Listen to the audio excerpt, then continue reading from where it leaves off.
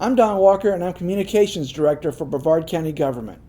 In July, the Brevard County Board of County Commissioners allocated $10 million through the Federal CARES Act Fund for local governments to create a small business and nonprofit economic relief program. Small businesses and nonprofit organizations may be eligible for grants of up to $10,000 to offset expenses and lost revenue related to the COVID-19 public health emergency. Applications are available on the county website at www.brevardfl.gov/Brevard Cares. Look for the green box labeled Small Business Economic Relief Program, and you will find the application form along with frequently asked questions and answers. CARES Act funding will be made available to small businesses and nonprofit organizations that meet eligibility requirements established by the Board of County Commissioners. Your business must be physically located in Brevard County.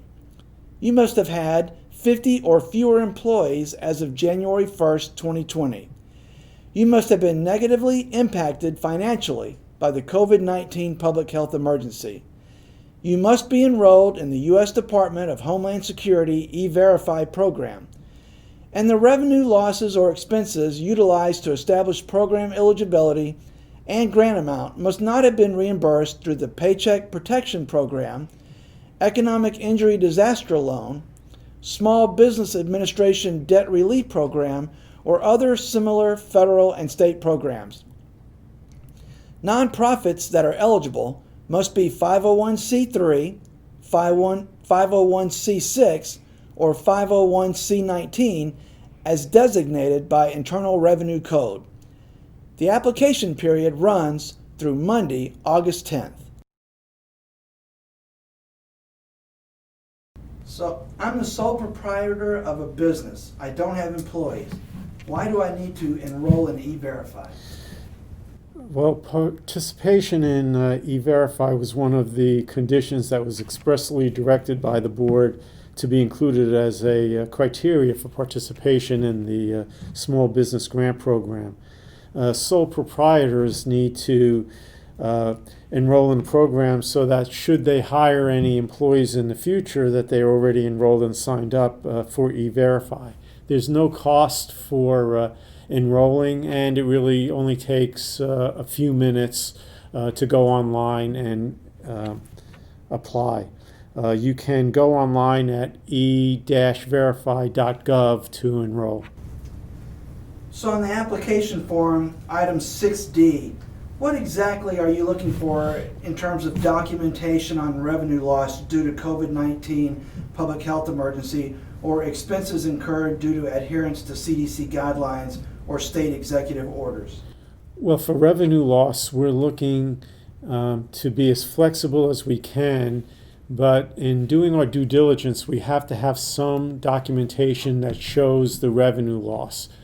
So a comparative documentation of spreadsheets or other business or revenue expense documentation that a business may have can be submitted for 2 time periods. The time period being from March, April, May, June in 2019 compared to what you had in revenue for that same period of time that you choose in 2020. And we will look at to see the revenue loss between the 2 years, and we will use that. So it could be spreadsheet or any other documentation that the business may have that shows, even in summary form, what their revenue differences were between those 2 years. So if I didn't start my business until this year and can't compare with anything from last year, what do I need to do? Well, what you'll need to do is show us any business that you specifically lost, let's say contracts that were canceled. That would be a revenue loss that you had during the time period that occurred in March, April, May, or June of this year. That's one criteria. Any documentation that you can show of that would be a revenue loss that we would be able to consider. Additionally, any expenses that you had during periods of closure, we'd be able to use that. So whether that is for utilities, rent, loss of inventory, or any other related expense. And then the third area would be in any expenses that you had because of meeting CDC guidelines such as social distancing, etc. Anything that you did in terms of PPE for yourself or your business, that would all, you show us any documentation in that area and we would be able to consider that as well. I got reimbursed through PPP. Does that mean I don't qualify? No, it doesn't. What we're going to be looking for is we're going to have to see the revenue loss, expenses during period of closure, or expenses related to following CDC guidelines or state executive orders. And we're going to take up all those revenue losses that you can show us and those expenses, and we'll compare it to any PPE or other federal aid that you may have received. And as long as though that revenue loss or expense was greater than the aid that you received, then those dollars would be eligible for a potential grant. So once I've completed my application form and I decide I need to go back and add something, can I go back into the application?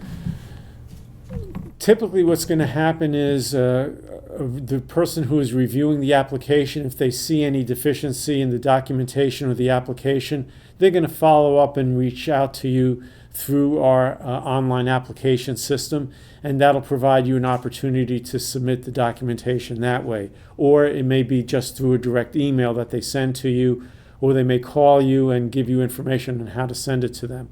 Alternatively, the reviewer is in a position to reopen the application for you. They'll have to do that from the backside of our county operations, and they can open it up for you to make any changes to the application as well. Can I submit a paper application form?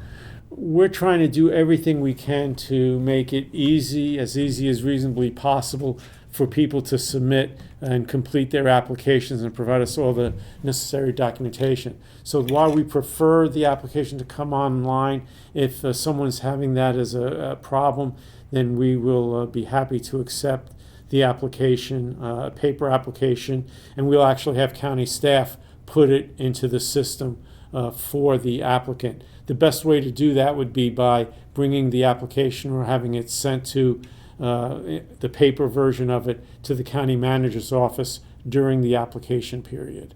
I have a business, but I don't have a business tax receipt. Another one of the criteria that the board established, that is, a business would have to have a business tax receipt, a county business tax receipt. So a city business tax receipt would not be sufficient. If you don't have one, that isn't going to disqualify you, because we are willing to accept a current one that you apply for and you have successfully applied for. And if you show us that you have applied for it and you have a receipt that you've applied for one for 2021, we will accept that. That'll be sufficient as well. Thank you for joining us, and if you have any additional questions, when you go to fill out your application form on our website, there is a separate link there to frequently asked questions.